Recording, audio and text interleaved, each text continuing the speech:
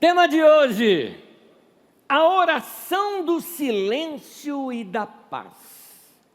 E eu começo com a leitura de um salmo, salmo de número 131, acompanhe comigo a leitura, diz assim: ó Senhor Deus, eu já não sou orgulhoso. Ele era, mas deixou Deus tratar no coração.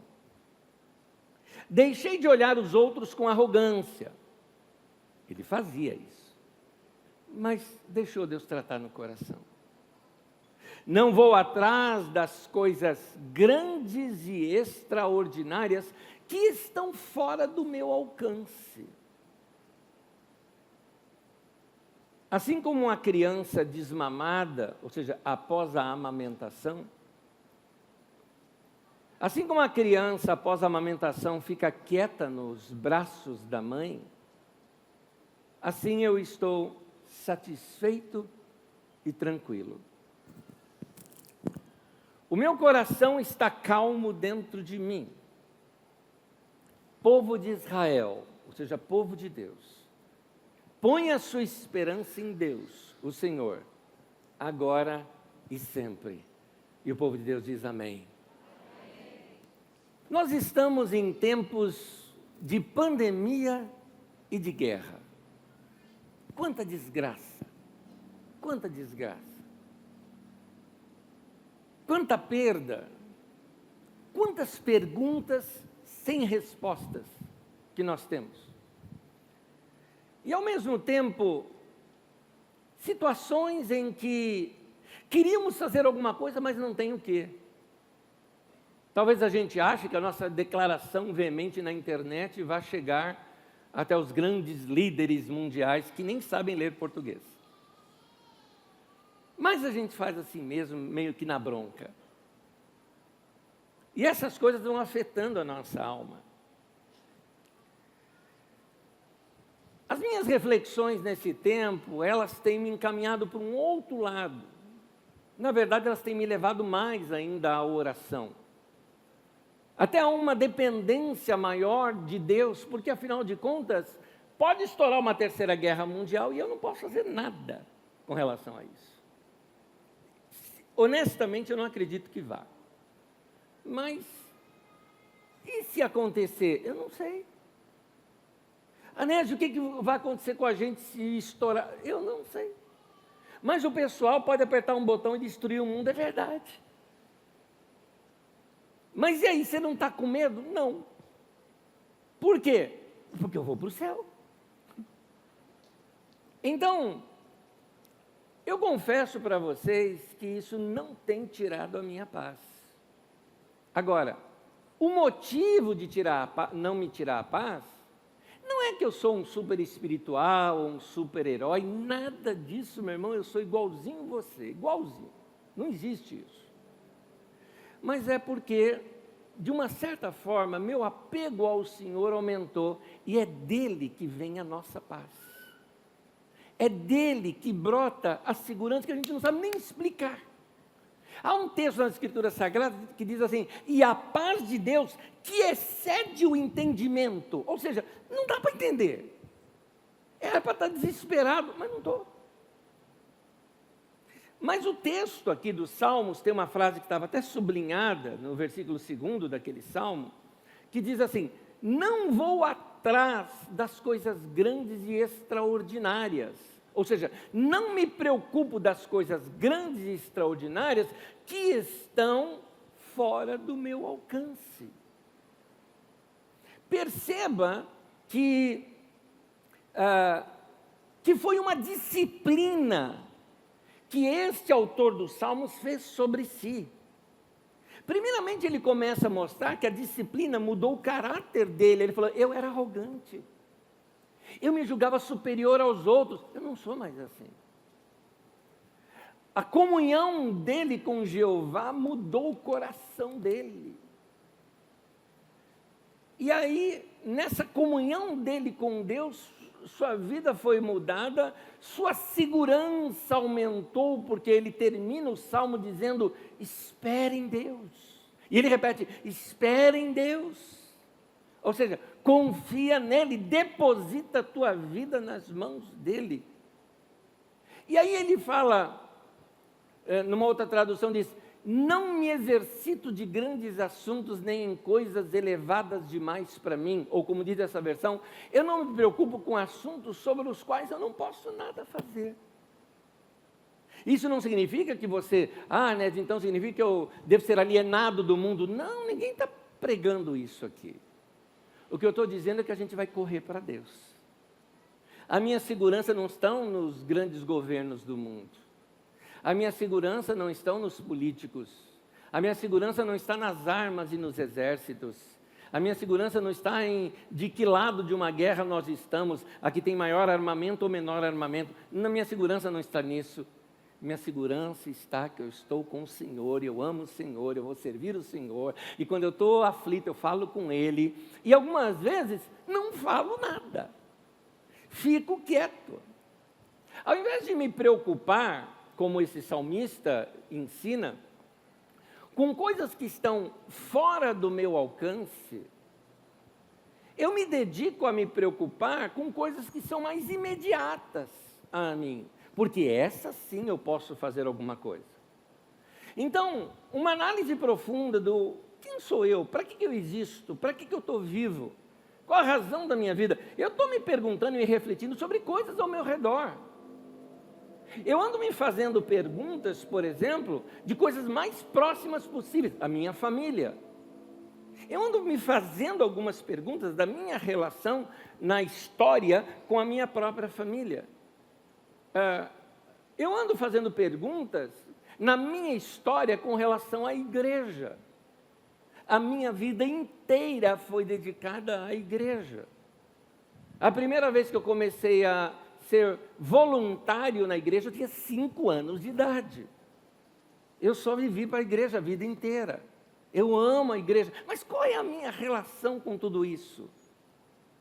É importante se fazer perguntas para ver, estou no caminho certo? O que eu posso melhorar? O que está errado? O que está certo, o que está errado? Eu tenho feito perguntas sobre amigos.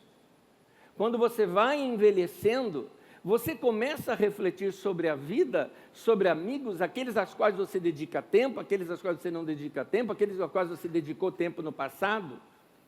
Gente que te traiu, gente que é seu amigo até debaixo d'água e comprou o túmulo já do lado do teu, né? Tem essas amizades assim que é para o resto da vida. E tem situações de que você é seletivo com relação a amigos, não é todo mundo que você quer ser amigo. São reflexões. Faço reflexões sobre meus desejos íntimos, meus propósitos, meus sonhos, e às vezes eu me pergunto para que tudo isso? O que eu gostaria de fazer antes de morrer? Sabe aquela história? 10 lugares que você precisa conhecer antes de morrer. Sabe aquela história assim? Eu tenho me perguntado sobre essas coisas. E aí você imediatamente deve falar, está com depressão, filho? E eu vou te responder veementemente, não mesmo. Aliás, bem o contrário. É porque eu estou bem, é que eu acho que é tempo de fazer essa revisão. Porque aí eu estou fazendo uma revisão sem o ímpeto daqueles sentimentos tristes, daqueles sentimentos que podem controlar as minhas decisões. Estou completamente lúcido daquilo que estou fazendo e eu recomendo um detalhe, que você também faça isso de tempos em tempos na sua vida. É mais ou menos como aquela faxina que de vez em quando a gente quer fazer em casa. E eu me refiro àquela que você está descansado, você está bem, você está com tempo, você olha assim e falou, quer saber de uma coisa? Hoje eu vou pegar aquele quartinho. Quartinho da bagunça. Meu pai tinha um barraco dentro de casa, não é bem dentro de casa, do lado de fora, lá no quintal, que era só dele. Nós o apelidávamos de Mocó. Era o Mocó do pai. Dar um jeito naquilo era tentação para todo mundo. Né? O Mocó do pai, ele guardava as ferramentas deles, as coisas dele. E aí, às vezes a gente tem esses lugares que a gente precisa fazer essa faxina. E quando a gente faz essa faxina, é interessante. A gente joga um monte de coisa fora, mas tem coisa dentro que você fala, puxa, não dei atenção devida para isso. Olha que coisa boa que eu tinha aqui e não lembrava. E às vezes está tão perto de você, está lá naquela prateleira, lá na tua casa, e você nunca reparou que é uma coisa linda, uma coisa de decoração que você não está usando, e você repara nisso. Bom, muito bem, eu recomendo você fazer essa faxina na alma. Aquele momento a gente analisar e falar, puxa vida, eu fazia isso, e era tão legal aquilo que eu fazia. Puxa vida, um tempo atrás eu tinha aqui meu jardinzinho aqui em casa, aquilo me fazia tão bem, hoje eu não faço mais. Tá aí, preciso voltar. Ou, puxa vida, gastei horas e horas naquela série e fiquei com vontade de chutar a televisão quando terminou, achando que eu perdi todo o meu tempo. Preciso selecionar melhor com o que eu estou gastando o meu tempo, né? Enfim, faxinas que a gente faz na vida da gente e que nos leva a refletir. E aí, eu queria repartir com os irmãos uma experiência de meses que tenho tido, numa maneira diferente de orar. Nessa que tenho recomendado vocês fazerem, por exemplo, antes da mensagem. E eu vou chamá-la com o título da mensagem de hoje: a oração do silêncio e da paz. Eu aprendi que oração não é só falar. Existe também a oração do silêncio. Ficar quieto é bom. E assim, na minha experiência, eu gosto de ficar quieto, normalmente olhando para alguma coisa bonita. Eu acho mais gostoso isso. Eu não oro palavras, eu não penso na vida naquele momento, eu procuro esvaziar minha mente e por algum tempo não pensar em nada. Eu vou dizer para vocês, isso é talvez o maior sacrifício para esse rapaz aqui fazer. Porque a mente trabalha o tempo todo assim, fica pensando mil e uma coisa, tentando resolver tudo. A hora que para, tenta organizar tudo. Para, Nésio. Às vezes eu brigo comigo. E eu gosto do texto bíblico. O texto bíblico, numa outra versão, na versão de Almeida, diz assim: eu fiz calar a minha alma. Ele chegou para a alma dele e falou: quieta, mas quieta. Mas fica quieta. Ele deu uma bronca na própria alma dele. A alma é sua mente, sua vontade, suas emoções. E os frutos disso, suas ideias, seus sonhos, seus planos. E ele falando, para tudo. Eu preciso ficar quieto um tempo. Silêncio completo. Em pouco tempo, como eu estou de olhos abertos, meus olhos começam a captar algumas informações que os sentidos trazem. A beleza de uma planta, por exemplo. Passarinho, quando passa, eu acho irresistível. Ou o som de algum pássaro. Eu acho essas coisas irresistíveis. Só que aí, quando eu me dou conta, quando eu me percebo, eu já estou orando, só que sem palavras. É uma outra forma de conexão com Deus. Eu estou percebendo Deus. Ainda que nós não estamos falando nada entre nós, mas eu estou percebendo a Ele. Sabe quando alguém, vamos colocar dessa forma, sabe quando há um momento talvez de tristeza ou de luto, ou até algum outro tipo, como saudade, por exemplo. Vou dar um exemplo.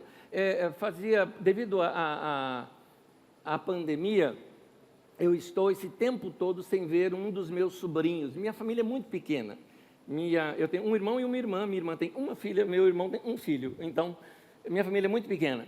E esse meu sobrinho, há muito tempo que eu não vejo, eu gosto demais dele, demais. Quando eu o abracei, eu me lembro que eu o abracei e segurei. E fiquei quieto. E ele também. Eu percebi que a gente curtiu um ao outro naquele momento. Foram segundos? Foram. Mas poderia ser minutos e minutos ali, que seria essa mesma sensação. E esse momento de sentir o outro sem falar nada, existe isso com Deus. De você perceber Deus mesmo sem falar nada, porque tem gente que pensa que oração é assim, vamos orar, ó Senhor, nosso Deus, nosso Pai, aleluia, Deus de Abraão, de Isaac, de Jacó, Deus de Moisés, Deus de Nabucodonosor, não, Nabucodonosor não era Deus dele não, que ele não gostava do Senhor, mas você fica perdido na oração, inventando coisa para orar. Isso é oração. Jesus, quando vai orar, ele usa uma expressão que acho que a gente poderia meditar nela aqui um pouquinho e ampliá-la. Os discípulos viram Jesus orando e pediram para ele ensiná-los a orar. E ele ensina, quando vocês forem orar, olhem, Pai nosso que estás nos céus. Quando Jesus usa a expressão nos céus, do que ele está falando? Porque os antigos não tinham ideia de universo, como nós temos hoje. Eles chamavam o universo de céus, no plural. Porque, desde a língua hebraica, o plural sempre significa o aumentativo. O nosso tem o ão, né? É grande, grandão. É bonito, bonitão, né? Então a gente usa o ão para dar majestade naquilo. Então, o hebraico tem o chamado plural majestoso, né? Você joga no plural para dar esse aumentativo. Talvez importando do hebraico, embora Jesus falou em aramaico, e aqui na nossa Bíblia está em grego, o texto original foi em grego, a ideia de céus é aquela ideia de imensidão. Pai nosso que está na imensidão de todo este universo, no céu visível e no céu invisível, no céu que a gente está vendo e no céu paraíso, no céu. Agora, a terra faz parte desse universo. Então, o Pai nosso que está no céu também é o Pai nosso que está aqui na terra. É o Pai nosso que enche tudo. Porque a terra também faz parte disso. O Deus que enche o céu é o Deus que enche os céus, vou colocar assim no plural, é o Deus que também enche a terra. Isaías capítulo 6, versículo 3, ele diz: toda a terra está cheia da sua glória. Ou seja, você começa a perceber a glória de Deus na terra. E explicando a glória de Deus, Moisés chegou para Deus e disse assim: eu te peço que o Senhor me mostre a sua glória. E Deus diz assim: eu vou passar e vou demonstrar a você a minha bondade. É interessante, a glória de Deus é o caráter de Deus, é a bondade de Deus, é a criatividade de Deus, é tudo que Ele é e tudo que Ele fez. Você consegue olhar para uma flor como essa e ver a glória de Deus? Não é de plástico não, tá? Isso aqui é natural. Consegue olhar uma flor como essa e ver glória de Deus? Você consegue olhar para um bebê e ver a glória de Deus? Você consegue olhar na natureza e ver a glória de Deus? Isaías disse: toda a terra está cheia da sua glória. Quando eu me conecto com Deus, eu também me conecto com a terra, com as plantas, com os humanos, com os animais. Alguém pode estar falando: o pastor virou agora panteísta. Panteísmo é dizer que Deus é tudo, né? Que tudo é Deus. Não, gente, eu não estou dizendo que tudo é Deus. Planta é planta, gente é gente, Deus é Deus. O que eu estou dizendo, e de acordo com a revelação bíblica do apóstolo Paulo, que eu quero te mostrar daqui a pouquinho, é que tudo está em Deus. E também Deus está em tudo. Efésios capítulo 1, versículo 23, Paulo apóstolo diz assim: aquele que enche todas as coisas, que preenche todas as coisas.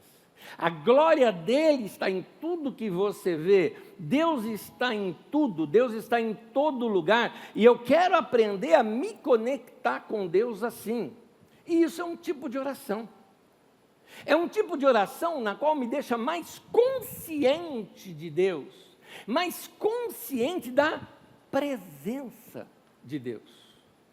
Não mais um Deus lá em cima, velhinho, carrancudo, olhando para baixo, esperando eu pecar para sentar um porrete na minha cabeça. Não.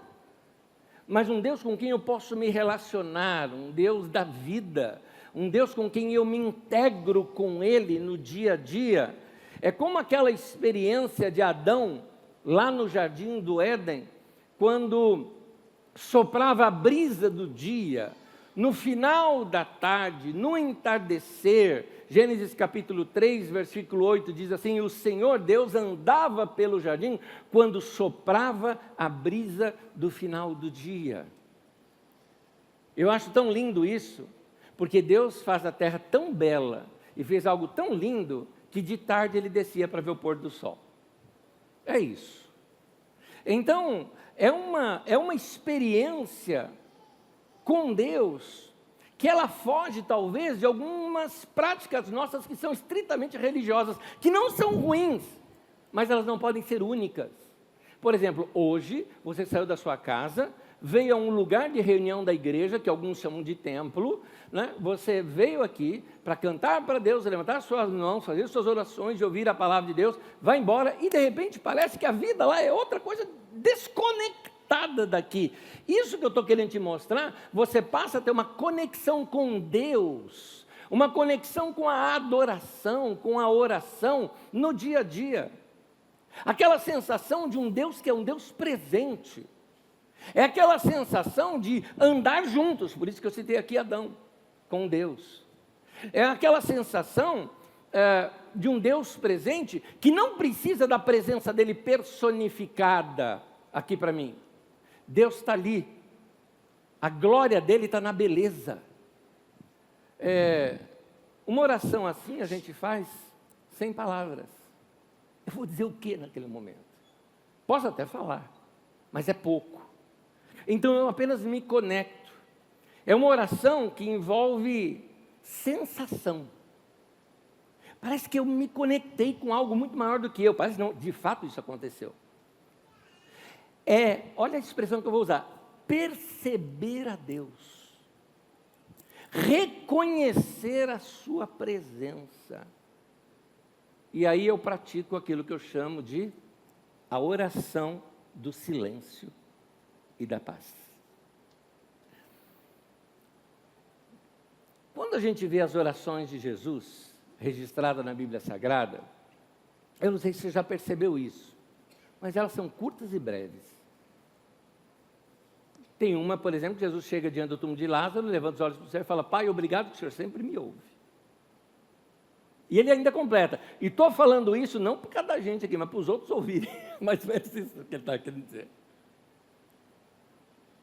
Quando os discípulos chegam para Jesus e pedem para ele ensiná-lo a orar, ele ensina a tal chamada oração do Pai Nosso, que se você fizer ela bem lenta e devagarzinho, você gasta 35 segundos para você fazer, ou menos. Então,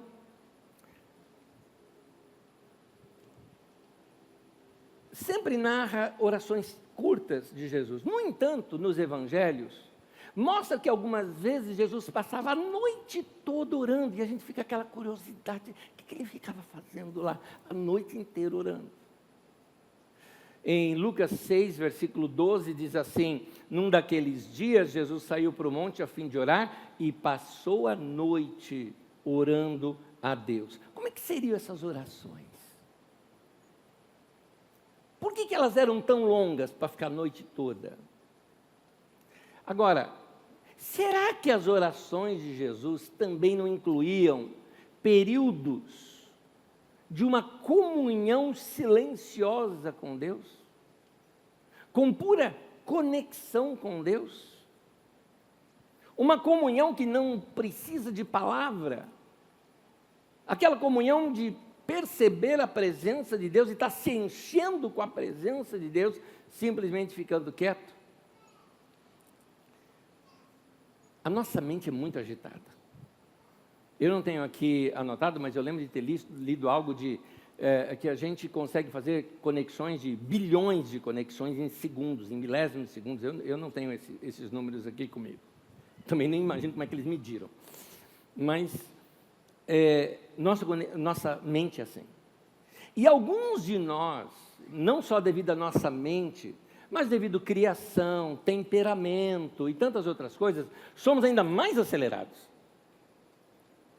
E essa vida acelerada acaba cobrando da gente que o tempo todo a gente tem que estar fazendo alguma coisa, acontecendo alguma coisa, produzindo alguma coisa. Eu tenho que estar me divertindo, eu tenho que estar rindo. E o pior, a nossa sociedade hoje prega isso e diz que vida é isso. Parece que vida é só quem está assim rindo, esberrando, né? Que está assim cantando em voz alta, mas nunca você vai ver as pessoas mostrando alguém vida, mas em silêncio. Parece que silêncio para a gente lembra tristeza, silêncio lembra solidão, mas não é o que a Bíblia nos ensina. A quietude e a meditação são exercícios importantes para a nossa mente, para o nosso bem-estar, eu até diria para você, para a sua saúde mental. Você precisa ficar quieto. Aí um fala, pronto, era panteísta, agora é budista, o pastor. Não, querido. A Bíblia nos ensina isso. E, aliás, eu te recomendo você ficar quieto, de preferência até mesmo em algum lugar com natureza, porque fica mais fácil você enxergar Deus ali naquele momento. E eu quero te mostrar na Bíblia Sagrada como a Bíblia trata esse assunto. 2 textos que eu faço questão aqui de ler juntos. Gênesis 24 diz assim: certa tarde, e aqui se refere a Isaque, filho de Abraão, Isaque, certa tarde, saiu ao campo para meditar. Numa tarde, ou seja, talvez perto do pôr do sol, talvez, ou simplesmente no meio da tarde. O Salmo 49 ainda completa: a meditação do meu coração trará entendimento.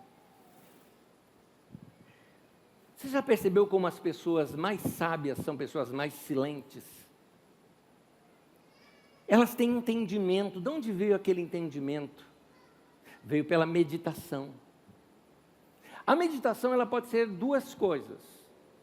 Você pode preencher a sua mente com a palavra de Deus, ruminando aquela palavra de Deus dentro de você, aqueles pensamentos de Deus, ou esvaziando completamente os seus pensamentos apenas para perceber a presença e a pessoa do Senhor.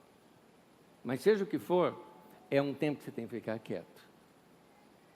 E agora eu quero te mostrar o contexto disso. Isaque era muito ligado à mãe dele, Sara. Isaque tinha uma ligação tão forte com Sara, que apesar de Sara ter morrido já na velhice, Isaque entra numa espécie de depressão pela perda da mãe. Eu não chamaria de depressão, na verdade, eu chamaria de luto. O luto é normal ao ser humano. E se você está passando pelo luto, não se sinta assim, inferior, enfraquecido. Ou tem gente que pensa que o luto é como se fosse uma doença que tem que ser combatida. De maneira alguma. O luto tem que ser vivenciado. É importante o luto para fechar um ciclo na sua vida. Enquanto aquele ciclo estiver aberto, áreas da sua vida ainda não conseguem ser construídas além daquilo. O luto é necessário. Então, num momento de luto, ele sai ao campo para meditar, para pensar sobre a vida. Você nota aqui que nós estamos num ambiente de profunda reflexão da própria alma humana. Bem assim, e agora? Quem sou eu? O que eu vou fazer com a minha vida? Como naquelas corridas olímpicas, que chamam-se as corridas de bastão, onde tem mais ou menos uns 4 corredores, só que de cada vez vai em seu turno. Um vai correndo com aquele bastão na mão e quando ele vai completando o círculo, o outro já começa a correr junto, ele passa para o outro e agora é a vez do outro. Muito bem, quando algum familiar nosso parte, muitas vezes é isso que eles estão fazendo para a gente, passando bastão para a gente. Agora é sua vez. Chegou o seu momento de entrar em cena e levar a honra da nossa família, o nome da nossa família, levar adiante os sonhos, talvez a continuação dos sonhos que já foram gerados por seus pais, e aí vai a nossa vida. E Isaac estava nesse momento. Isaac talvez, e pouco tempo depois, você tem também a morte de Abraão. Então você tem aí um homem que entende, meu pai teve uma experiência com Deus. Meu pai foi um imigrante que saiu de um lugar, foi para um outro lugar, porque disse que Deus o mandou e que através dele faria uma nação justa. A minha mãe foi a pessoa que nos levou para mais perto desse Deus, inclusive quando meu pai errou. É aquela vida de comunhão com Deus que minha mãe levava. E eu aprendi isso com ela. Ele falou, e agora sou eu que vou continuar. É a minha história, a minha geração, são os meus descendentes. O homem começa a refletir sobre si. Isaac estava meditando. Deixa eu te colocar mais dentro do contexto. Sabe o que acontece nesse momento? Isaac, o texto mostra, assim, na construção do texto, dá uma ideia de continuidade. Não é que ele saiu numa tarde, era costume dele sair nas tardes para meditar. E numa delas em que ele saiu, ele começa a ver uma carruagem chegando de longe. Ele percebe e começa a ir naquela direção. Do lado de lá, um servo dele, fiel à sua família, vem trazendo uma moça. Essa moça, que estava sob um camelo, na verdade, eu falei carruagem, mas é caravana, essa moça desce do camelo, olha de longe e o reconhece. Ela pergunta ali para o servo, é ele? Ele falou, é. Os casamentos naquele tempo eram assim, escolhidos. Mas a primeira frase que é dita de Isaac, quando ele vê Rebeca, diz assim, ele a amou. Eu queria te mostrar que talvez, para se resolver aquelas coisas mais profundas da nossa alma e da nossa vida, nós precisamos desse tempo a sós com Deus, quieto, meditando, refletindo, ou como diz o texto de Salmos, a meditação vai me trazer entendimento dos meus caminhos, para onde eu vou. Algumas vezes sem resposta alguma, mas você está ali, mas Deus está comigo, eu estou em paz, vou aguardar, tudo tem um tempo certo, eu vou aguardar esse momento. E ele foi aguardando até que aparece, é interessante, o amor da vida dele, a mulher por quem ele se apaixonou, se entregou, construiu uma história, vem depois de um tempo de comunhão com Deus, de quietude, de busca diante do Senhor. Os problemas mais profundos da sua alma foram praticamente resolvidos por causa de um momento de quietude e meditação. Queridos, a quietude e a meditação irão nos ajudar a colocar nossos pensamentos em ordem e entendermos melhor a direção de Deus para as nossas vidas. É isso. Muitas vezes nós estamos sendo treinados na nossa geração, e eu digo assim, erroneamente treinados, a produzir tudo tem a ver com o meu esforço, com a minha produção, eu preciso de algo, eu tenho que produzir. Se eu não puder produzir, então eu produzo dinheiro, e com o dinheiro eu vou e compro aquilo pronto. E aí a gente traz isso para o nosso dia a dia. Eu não tenho tempo, eu vou lá e compro a comida pronta. Tudo para nós é dessa maneira. A gente faz, a gente resolve, a gente age. E achamos que a gente consegue solucionar a vida inteira dessa maneira, fast food, drive-thru, não é? Que é a mania da nossa geração. E então, nós transferimos esse nosso conhecimento, nosso comportamento cultural para o nosso relacionamento com Deus. Não, eu vou resolver isso com Deus. Deus, estou orando aqui, você vai fazer ou não vai fazer? Espera lá, baixa a tua bola. Quem é você? Porque tem gente que é arrogante diante de Deus. E chama isso de intimidade com Deus. Mas não é intimidade, é arrogância. Em Eclesiastes 5, diz assim, guarda o teu pé quando você entrar na casa de Deus. Ou seja, cuida da tua vida e olha bem o que você está fazendo. E na continuação diz o seguinte, Deus está no céu, você na terra, sejam poucas as suas palavras. Eclesiastes 5:3. Ou seja, baixa a bola, meu. Tua vida dura isso daqui, Deus é eterno. Só por causa disso, você já deveria ter muito mais respeito. Então, algumas vezes, nós não conseguimos entender o eterno, e nem tampouco o todo que o eterno está compreendendo. E a nossa mente desse tamanho tentando entender a nossa vida. Por isso vamos ficar quietos. E a nossa alma está lá, agitada, agitada, agitada. O que eu tenho que fazer? Calar a alma. Deixe-me ler esse trecho do Salmo que nós lemos, numa outra versão, só um trecho, no versículo 2, Salmo 131, versículo 2, diz assim: pelo contrário, fiz calar e sossegar a minha alma, como a criança desmamada, ou seja, que já mamou, se aquieta nos braços de sua mãe, como essa criança é a minha alma para comigo. É como se você, eu não sei se você tem essa mania, de vez em quando eu me chamo pelo meu próprio nome, né? Principalmente se eu estou sozinho ou dirigindo, que são meus momentos que às vezes eu falo comigo mesmo, né? E às vezes eu me chamo pelo meu próprio nome e falo: Anésio, quietinho, quietinho, fica quieto. Eu estou falando com a minha própria alma, quieta um pouquinho. Mas eu quero esganar. Você não vai esganar ninguém, você não é disso, não tem nem força para isso. Você é magrinho, você é fraco, não vai fazer nada disso, né? Mas eu quero falar um monte. Vai falar um monte, depois vai dar aquela consequência toda, porque vão falar um monte para você. Quem fala o que não quer, ouve o que não quer. Fica quietinho. Então, às vezes, nós precisamos saber o momento de ficar quieto. E olha, eu acho interessante nesse texto que ele diz assim, olha só, vou só reler essa frase. Pelo contrário, eu fiz calar e sossegar a minha alma. Deu para perceber que foi forçado? Eu fiz calar. Eu botei a mão na boca da minha alma. Quieta. Nós precisamos aprender a ficar quietos e esperar no Senhor. E como é que vai vir a direção de Deus para a minha vida? A gente tem essa mania de cinema.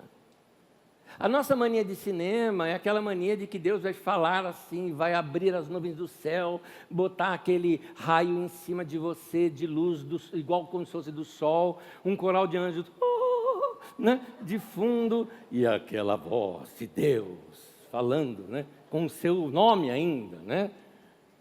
Astrogildo, eis que te falo. Então, às vezes, com essa ideia cinematográfica, a gente perde um detalhe que a Bíblia nos ensina de como Deus fala com a gente. Como é que eu vou obter direção de Deus para a minha vida?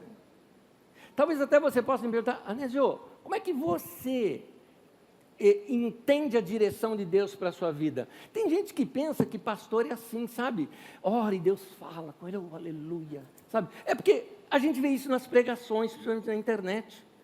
A gente vê assim, as pessoas falando: olha, Deus me falou, olha, eu estava orando e Deus me disse. E você olha assim e fala: poxa, o cara, hein, meu? Deus me disse, vire à direita, eu virei à direita, e eis que estava. As coisas são contadas assim nos testemunhos. No fundo, a gente sabe que não é bem assim. Às vezes é só uma impressão no coração. Se você quiser saber sobre isso, tem uma aula no nosso Didaquê que fala como ouvir a voz do Espírito Santo. Tem ali várias maneiras que fala conosco. Mas eu vou te mostrar uma extremamente bíblica. Colossenses capítulo 3, versículo 15, diz assim: seja a paz de Cristo o árbitro em vosso coração. Difícil traduzir essa palavra árbitro, porque a gente sempre pensa no juiz de futebol, coisa parecida.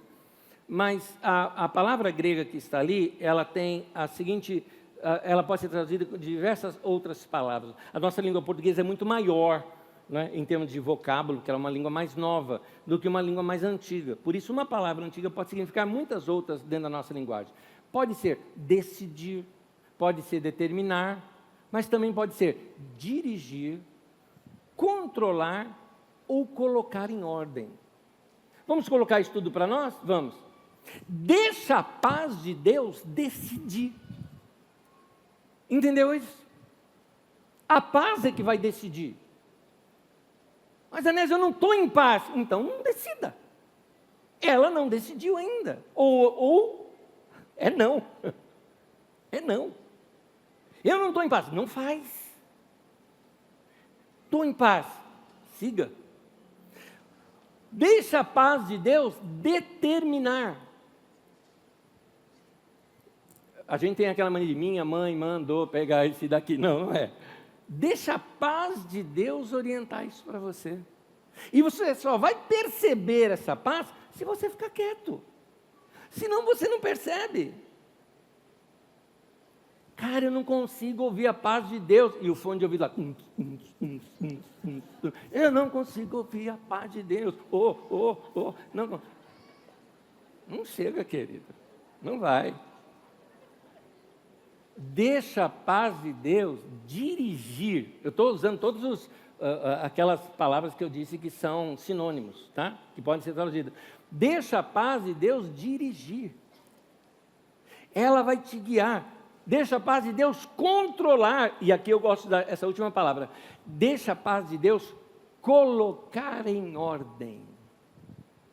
A vida está tão desorganizada. Aí você vai área por área. Eu vou mexer nessa área aqui primeiro, porque eu estou em paz. Chegou o momento de eu mexer nessa área aqui da minha vida. Então faça essa. Área por área. Deixa a paz de Deus colocar a tua vida em ordem. E aqui eu quero citar um outro texto bíblico, já escrito por Pedro. E olha, cá entre nós, Pedro era o tipo de cara que talvez você nunca diria que ele fosse alguém que fosse ensinar sobre paz. Porque Pedro, ele era precipitado. Pedro era estourado.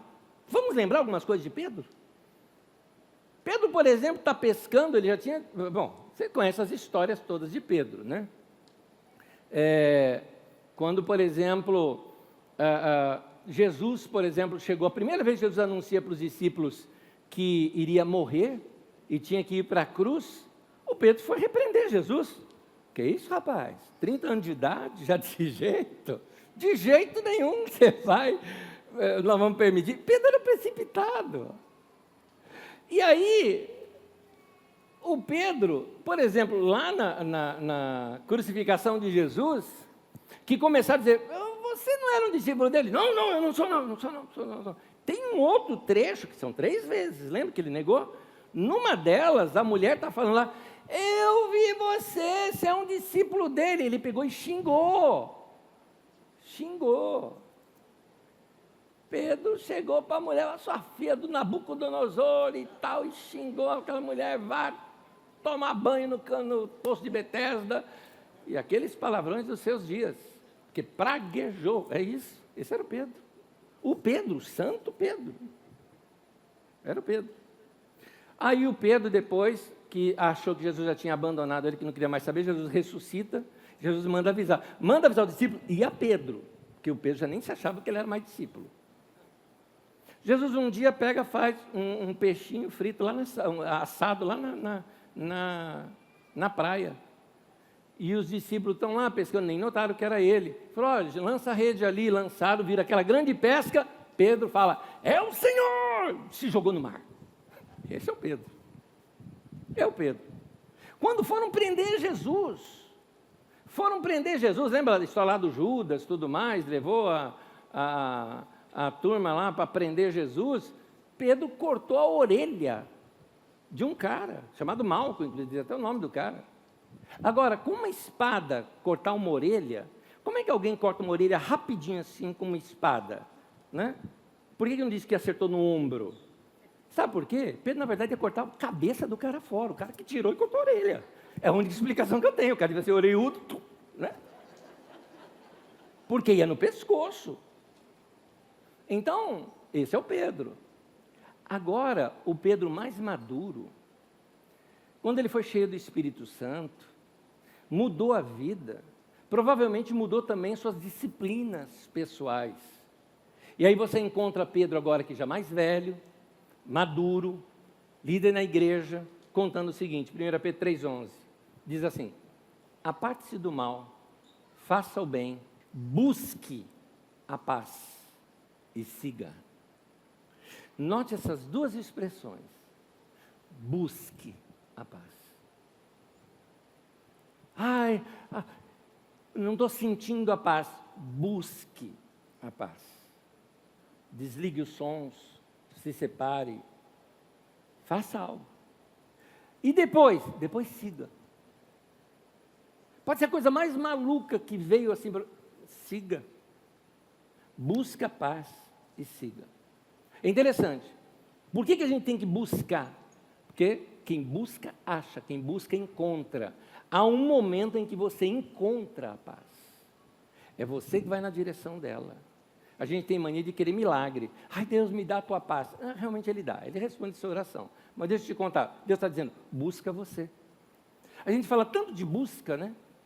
Busca por poder. Busca por isso. Busca a paz. Está dizendo a Bíblia Sagrada. Então, busca controlar e organizar a sua vida para você ter esses momentos quietos, onde você para tudo e percebe a paz de Deus. E a partir daí, siga a paz. Aí quando você segue a paz, a Bíblia diz, a paz ela excede todo entendimento. Está o mundo caindo do teu lado. Você não está alheio a tudo aquilo. Você está percebendo. Mas no fundo, você está em paz. Que seja assim na nossa vida. Amém? Eu quero terminar lendo mais uma vez o nosso texto de Salmos numa outra tradução. Fique pé comigo, por favor. Salmo 131. Agora na Nova Versão Internacional. E depois eu vou ler o último versículo na Bíblia, a Mensagem. Vamos lá, leia comigo aqui, acompanhe a leitura.